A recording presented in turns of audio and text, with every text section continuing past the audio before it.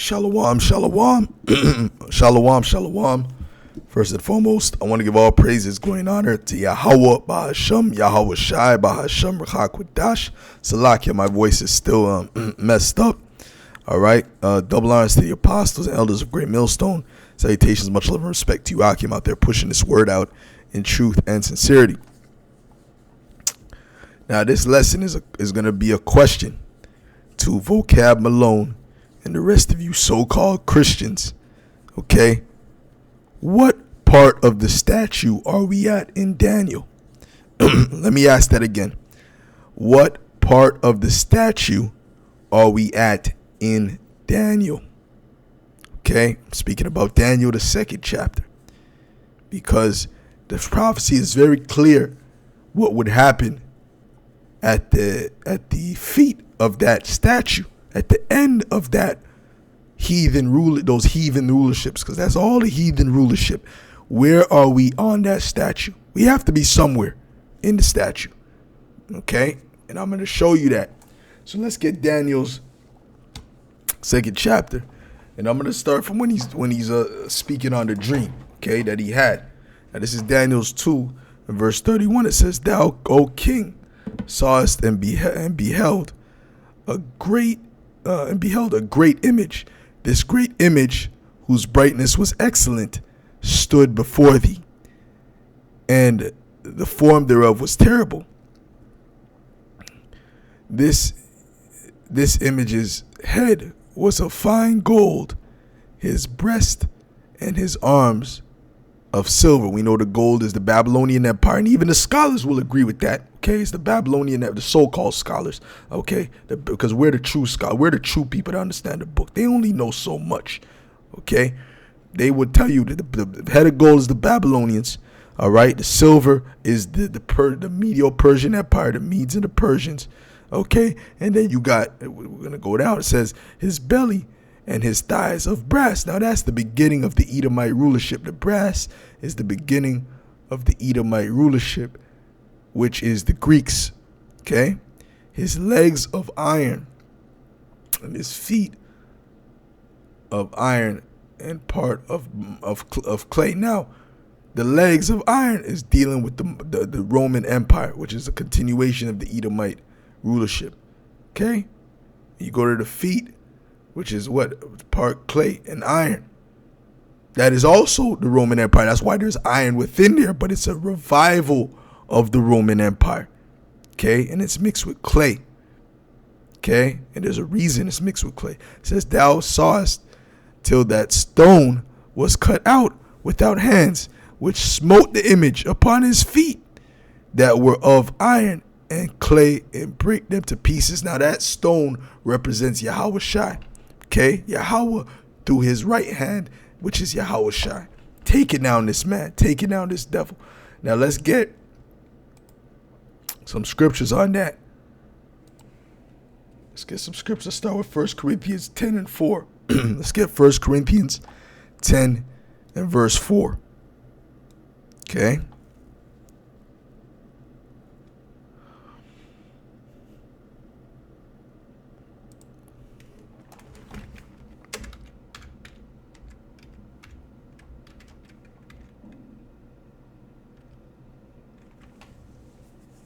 This is 1 Corinthians 10 and matter of fact, I'll start at verse 1. It says, "Moreover, brethren, I would not that ye should be ignorant, how that all our fathers were under the cloud, and all passed through the sea, and were all baptized unto Moses in the cloud and in the sea, and did all eat the same spiritual meat, and did all drink the same spiritual drink." Okay, which was what? The manna from heaven. Okay, was the spiritual meat, and did all drink that the same spiritual drink, and they drank of that spiritual rock that followed them, and that rock was Yahweh Shai. Now that rock, right, being hit into the water coming out, that represented Yahweh Shai. Okay, so yeah, who was the rock? Yahweh Shai, that stone that smote the image at the feet, which means the end, the last rulership. That is Yahweh Shai. Okay, our Lord. Good. All right, good. So, Salakia. So, let's get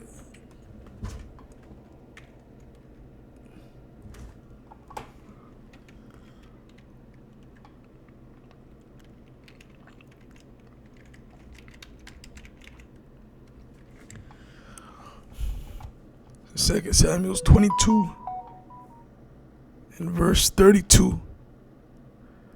And it says, for who is the Most High, save Yahweh? And who is a rock, save our power, which is who? The Heavenly Father, Yahweh. But who does he use to deliver? His right hand, which is Yahweh Shai. So that is also our rock.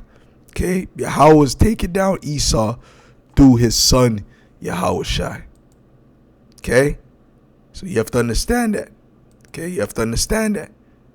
Right? And there's more scriptures. Even when you read Acts, the 4th chapter, it mentions Yahweh Shai as being the cornerstone. Okay? Let's get that real quick. Acts 4 and verse 11. Acts 4 and verse 11. And it says, matter of fact, I'll start at verse 10. It says, be it known unto you all, and to all people of Israel, that by the name of Yahweh Shai, Hamashiach of Nazareth, whom ye crucified, whom the Most High raised from the dead, even by him doth this man stand here before you whole. Okay, so it's by Yahweh Shai Hamashiach that man was healed. He said, this is the stone which was set at naught of you builders, which is become the head of the corner. So what? He's known as a stone, which is, what's a stone? A rock. Okay? So when you read down the 2nd chapter, the rock that's going to smite the last rulership, which is at the feet, which we're in right now. We're in right now. If we're not there, where are we? Are we at the legs? No, because the legs are the Roman Empire. We're not in the ancient Roman Empire right now. This is the new revised Roman Empire, which is technically a totally new kingdom. Okay? Give me 1 second. Salaki. Hello?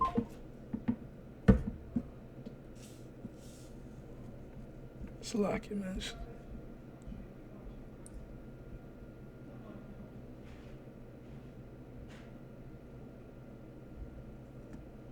Okay, Salaki. Okay, anyways. So we're not at the legs, okay? We're at the Roman Empire, okay? I mean, we're at the new revised Roman Empire, which is basically a totally new kingdom, okay? But it's fashioned after the Roman Empire, okay? So it says, verse 34 again, Daniel 2 and 34, says, thou sawest till that stone was cut out without hands, which smote the image upon his feet, that were of iron and clay, and brake them to pieces. Then was the iron, the clay, the brass, the silver, and the gold broken to pieces together, and became like the chaff of the summer threshing floors. And the wind carried them away, that no place was found for them. And the stone that smote the image became a great mountain, and filled the whole earth. Now that mountain is dealing with the government of Israel. After that stone, which is Yahweh Shai, smites the image on the feet, then the rulership of Israel will persist, okay, and be above all these other rulerships. Let's get Isaiah, the 2nd chapter. This is Isaiah 2 and 1. It says, the word that Isaiah, the son of Amos, saw concerning Judah and Jerusalem, and it shall come to pass in the last days that the mountain of the Lord's house shall be established in the top of the mountains. See, so it's speaking of the government, right? Because the mountains represent the government. So it's speaking about the government of Israel being exalted. That's what you were seeing after the stone hit the feet. It says, let me get some water, Salakia.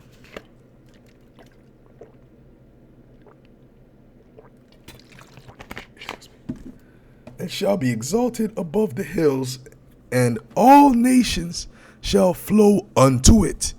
What does it mean all nations are going to flow into it? That means they're all going to come to learn how to keep the laws and statutes and commandments. And many people shall go and say, come ye, and let us go up to the mountain of the Lord, the government of the Lord, to the house of the power of Jacob. He will teach us of his ways. We will walk in his paths. For out of Zion shall go forth the law and the word of Yahweh from Jerusalem.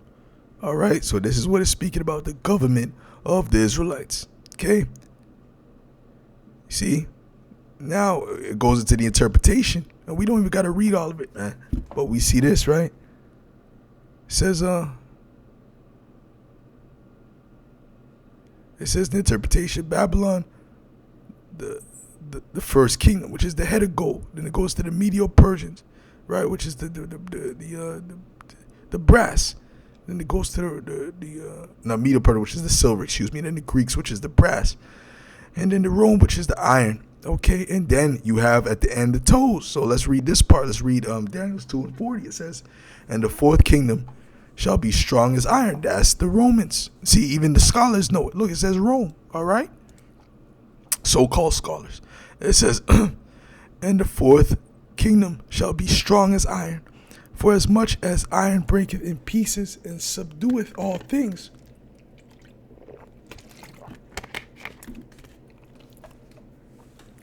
and as iron that breaketh all things, all these shall it break in pieces and bruise. And whereas thou sawest the feet and toes, part potter's clay, and part of iron, the kingdom shall be divided, but there shall be in it the strength of the iron. Right, so the feet, meaning what? They're divided. These right now, the NATO, the EU, which is the new Roman Empire, they're divided. They're not in the one mindset as the ancient Roman Empire. They're completely divided. This is why at the end the scriptures speak about the 10 horns hating the whore and burning her with fire. Okay? It says, for as much as thou sawest the iron mixed with miry clay, and as the toes of the feet were part of iron and part of clay, so shall the kingdom be partly strong and partly broken. And we see that, okay?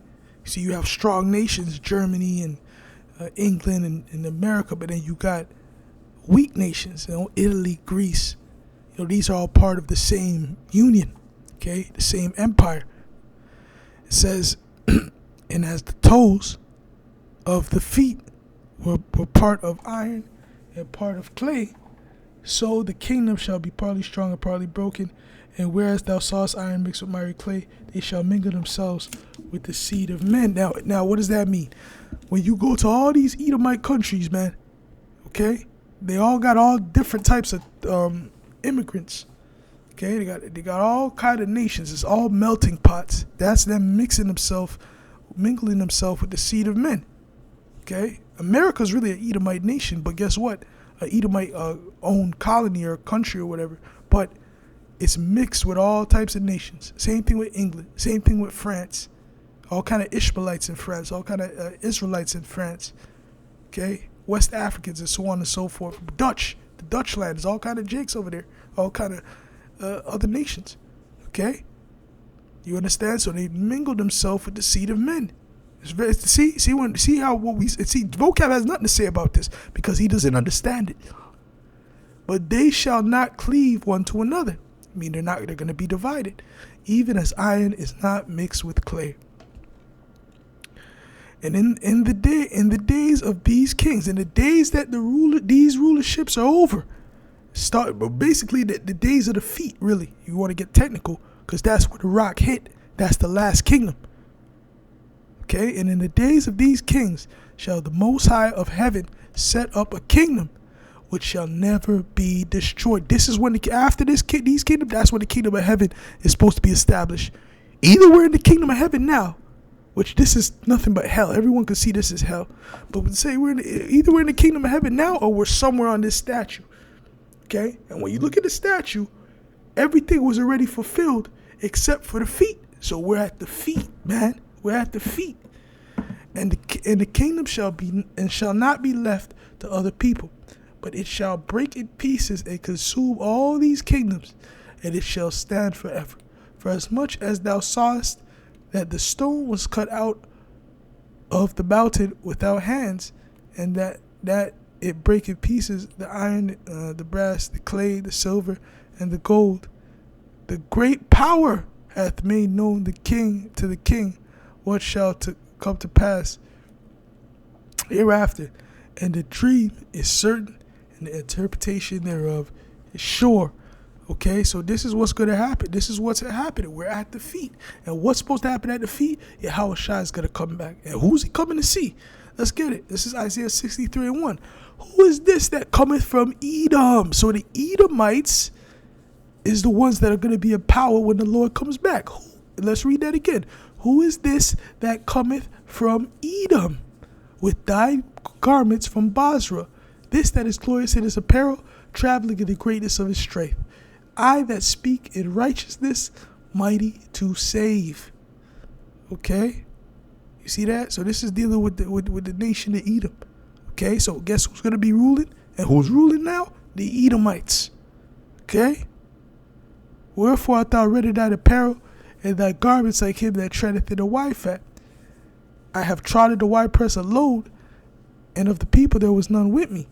I will tread them in my anger, and trample them in my fury, and their blood shall be sprinkled upon my garments, and I will stain all my raiment, for the day of vengeance is in my heart, and the year of my redeemed is come. So, now, when you go to the Apocrypha, it tells you that Edom is going to be ruling in the last days, and I'm going to read it directly from the Apocrypha.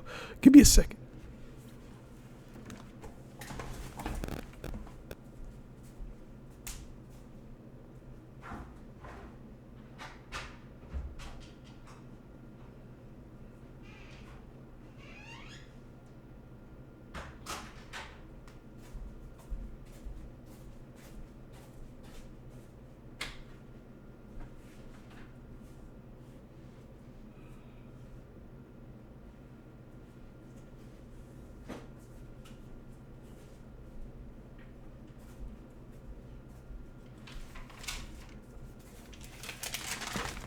Okay, Salakia. Now this is 2nd Ezra 6 and verse 9. And Vocab's, it's not canonized. See, these devils are so proud. They think that because they say, that's not divinely inspired, that means they could just take it out and dismiss it. These devils are real proud and wicked, man. You know what the scriptures say about taking away and adding to the book. All right? And the reason why Esau tried to take the Apocrypha out, which is in the original King James, by the way, is because it exposes him too much. Exhibit A. This is 2nd Ezra 6 and 7. It says, Then answered I and said, What shall be the parting asunder of the times? Or when shall be the end of the first and the beginning of it that followeth? Meaning the new world, which is the kingdom of heaven. Okay? That we read about in Daniel's. It says, And he said unto me, From Abraham unto Isaac, when Jacob and Esau were born of him, Jacob's hand held first the heel of Esau. So basically he said, it all goes back to Jacob and Esau. Right? Which Esau is the progenitor of the Edomites. When we say Esau, it's the same thing as when we say the Edomites. For Esau is the end of the world, and Jacob is the beginning of it that followeth. So Esau is the end of the world. Okay? So the last kingdom at the feet is going to be ruled by who? The Edomites. Man, the Edomites, man. All right? You see? The hand of man is betwixt the heel and the hand. Okay? Other question, Esdras, asked thou not, because Jacob held Esau's heel, which was symbolic of him taking him down. That's why the rock smote the feet. Okay? So listen, man, you guys are a bunch of liars, and you can't escape the fact that what we're saying is true. Okay? And that you're at the end. Okay? We're at the end, and you are the Edomites. Okay? And the Lord is coming to take you down. And what is he going to do when he takes you down? You're going right into captivity. You're going right into slavery. All right? No pit stops. Okay? Now, when there was the Roman Empire, and before it says there, the deadly wound that was healed, right? Because the Roman Empire fell at a particular time, but then we were ruling Europe for 1,000 years. I could type in the coats of arms and all that, and you'll see all kind of so-called black images. That's easy peasy. All right, but you can go look it up yourself. All right, maybe I'll do another lesson on that. All right, and then you came back into power to rule a little season, and that was the revival of the new Roman Empire, which is the toes. Okay, the iron mixed with miry clay, man. All right, this is Revelations 20:1. It says, "And I saw an angel come down from heaven, having the key of the bottomless pit and a great chain in his hand. And he laid hold on the dragon, that old serpent, which is the devil and Satan, and bound him 1,000 years." Now, this is speaking about the Edomites. They were bound 1,000 years, meaning what? They could not rise into power. They were under our feet in the Byzantine Empire, man. Okay, in other words, we were the royals. We were the kings and queens. Well, we were going off at that time. We're not supposed to have no queens. Okay, but we were the royalty of that time. Okay? And cast him into the bottomless pit and shut him up and set a seal upon him that he should deceive the nations no more. See, so he wasn't able to deceive the nations as long as he was under subjection. Okay? Till the 1,000 years should be fulfilled. To after that 1,000 years period, it's about 300 something AD to about 1300 AD, man. Okay, that's that 1,000 years period that we ruled, and they gradually came back into power. Okay, now we're in that time when they're back into power. Till that 1,000 years should be fulfilled, and after that, he must be loosed a little season, and that's he was loosed a little season, and now they're rulership. Okay, Christopher Columbus came on the scene, took over the new world, so on and so forth. All right, so you Vocabites, and the rest of you demons. You got to answer this question. What part of what part of the statue are we at? Simple. All right. So with that, I'll say shalom.